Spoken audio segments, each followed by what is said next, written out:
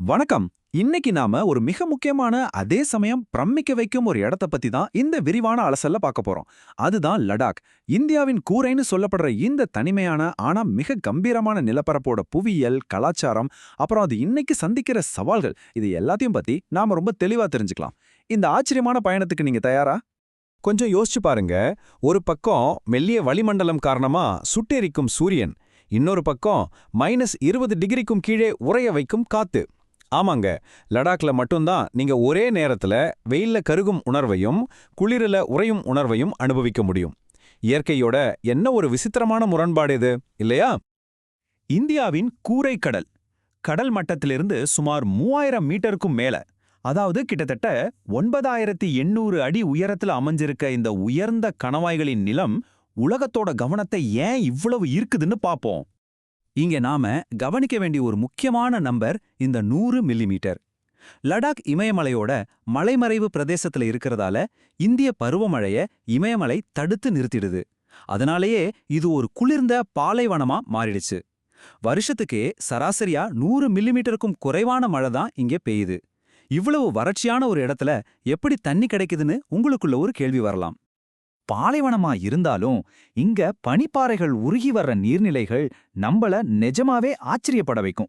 குறிப்பா நிம்மு அப்படிங்கிற இடத்துல சிந்து நதியோட மரகத பச்சை நிற தண்ணீரும் ஜான்ஸ்கர் நதியோட சேற்று நீரும் ஒன்னா கலக்கிற காட்சி இருக்கே, அது பார்ப்பதற்கு இயற்கையோட ஒரு அற்புதமான ஓவியம் மாதிரி இருக்கும். ஆறுகள் மட்டுமில்ல, லடாக்ல மனச மயக்கிற ஏரிகளும் நிறையவே இருக்கு. இந்தியாவில் ஆரம்பிச்சு சீனா வரைக்கும் நீண்டு கிடக்கிற பாங்காங்சோ ஏரி தன்னோட நிறத்தை மாத்திக்கிட்டே இருக்கிற நீல நிறத்துக்கு ரொம்ப ஃபேமஸ். அதே போல உயரமான பகுதியில் இருக்கிற சோ முரீரி சதுப்பு நிலம் அரிய வகை பறவைகளுக்கு ஒரு முக்கியமான புகலிடமா இருக்கு. இவ்வளவு கடுமையான சூழ்நிலையிலையும் இந்த நீர்நிலைகள் தான் அங்க ஒரு உயிர்நாடியா செயல்படுது. குட்டி திபெத்ல வாழ்க்கை எப்படி இருக்கு? இவ்ளோ கடுமையான உறைய வைக்கும் குளிர்லயும் வறட்சியான சூழல்லையும் மனிதர்கள் எப்படி உயிர் வாழ முடியும்னு நீங்க யோசிக்கலாம். பல நூற்றாண்டுகளா இயற்கையோட எப்படி ஒன்றிணைந்து வாழ்றாங்கன்னு தொடர்ந்து பார்ப்போம்.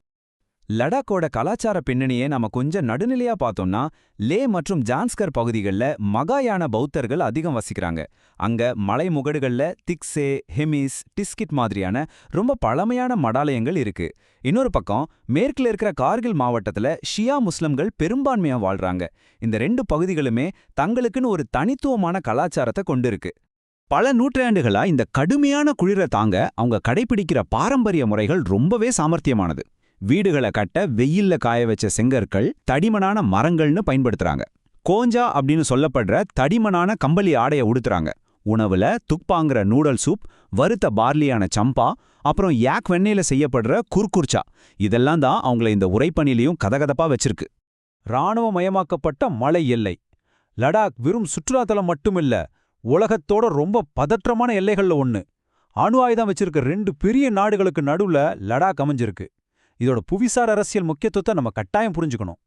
மேற்கே பாத்தீங்கன்னா பாகிஸ்தான் நிர்வகிக்கும் பகுதிகளையும் இந்தியாவையும் பிரிக்கிற ராணுவ கட்டுப்பாட்டு கோடு, அதாவது எல்ஓசி அமைஞ்சிருக்கு. இதுதான் லடாக்கோட மேற்கு எல்லைய வரையறுக்குது. அதே போல வடக்கு மற்றும் கிழக்கு பகுதிகளில் சீன கட்டுப்பாட்டில் இருக்கிற அக்சைச்சின் பகுதியை இந்திய கட்டுப்பாட்டில் இருக்கிற பகுதியிலிருந்து பிரிக்கிற எல்லை இருக்கு.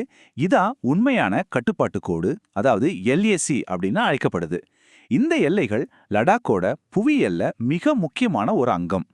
இந்த இராணுவமயமாக்கலோட உச்சகட்டத்தை சியாச்சின் பனிப்பாறையில நாம பார்க்கலாம்.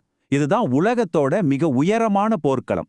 -டிகிரி உறைபனியிலையும் ரொம்ப கடுமையான சூழ்நிலையிலையும் இராணுவத்தினர் இங்க தொடர்ந்து பாதுகாப்பு பணியில ஈடுபட்டு வர்றாங்கன்னா அது மனித சகிப்புத்தன்மையோட எல்லைக்கே ஒரு மிகப்பெரிய உதாரணம். 2019ல லடாக் அரசியல்ல ஒரு மிகப்பெரிய மாற்றம் நடந்துச்சு.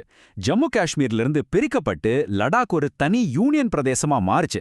இந்த மாற்றத்துக்கு பிறகு உள்கட்டமைப்பு வளர்ச்சி ரொம்ப வேகமா நடக்குது.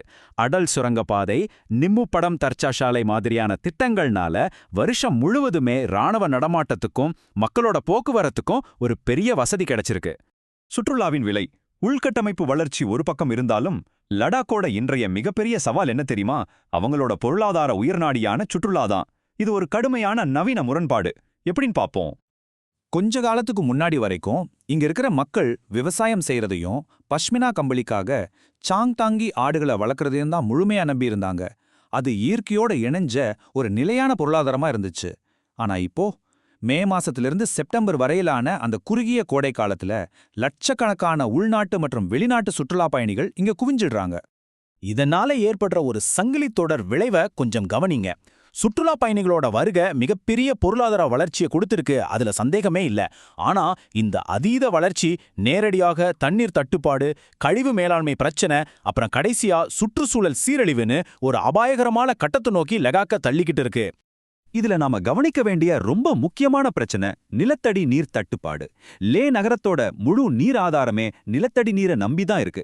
இன்னைக்கு அங்க கட்டப்படுற நவீன ஹோட்டல்கள்ல இருக்கிற ஃப்ளஷ் கழிப்பறைகள் அந்த பழமையான நிலத்தடி நீரை ரொம்ப வேகமா உறிஞ்சிருது.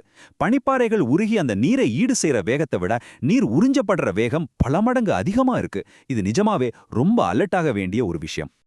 சுற்றுலாவால ஏற்படுற சுற்றுச்சூழல் பாதிப்பு ரொம்பவே தீவிரமா இருக்கு. பயணிகள் விட்டுட்டு போற டன் கணக்கான பிளாஸ்டிக் குப்பைகள், பெருகிட்டே போற குப்பை கிடங்குகள், இதெல்லாம் இந்த மென்மையான மலைப்பிரதேசத்தை கொஞ்சம் கொஞ்சமா அழிச்சிட்டு வருது. அதோட வாகன புகையாலும் பருவநிலை மாற்றத்தாலும் இங்க இருக்கிற பனிப்பாறைகள் ரொம்ப வேகமா உருகிட்டு வருது. லடாக்கோட நீர் ஆதாரத்துக்கே இது மிகப்பெரிய அச்சுறுத்தல். நம்மளோட ஒவ்வொரு பயணமும் என்ன மாதிரியான தாக்கத்தை ஏற்படுத்துதுன்னு நாம கட்டாயம் சிந்திக்கணும். இந்த விரிவான அலசலோட முடிவுக்கு நம்ம வந்துட்டோம்.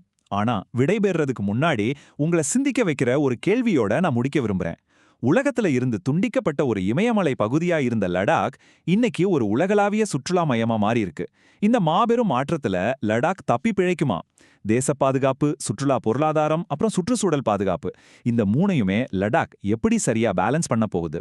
இது லடாக்கோட எதிர்காலத்தை மட்டும் இல்ல, இந்த மாதிரி இயற்கை எழில் கொஞ்சிற எல்லா இடங்களோட எதிர்காலத்தையும் தீர்மானிக்க போற ஒரு கேள்வி. கொஞ்சம் யோசிச்சு பாருங்க. மீண்டும் ஒரு சுவாரஸ்யமான அலசல்ல உங்களை சந்திக்கிறேன். அது வரைக்கும் தொடர்ந்து தேடுங்க, தெரிஞ்சுக்கங்க.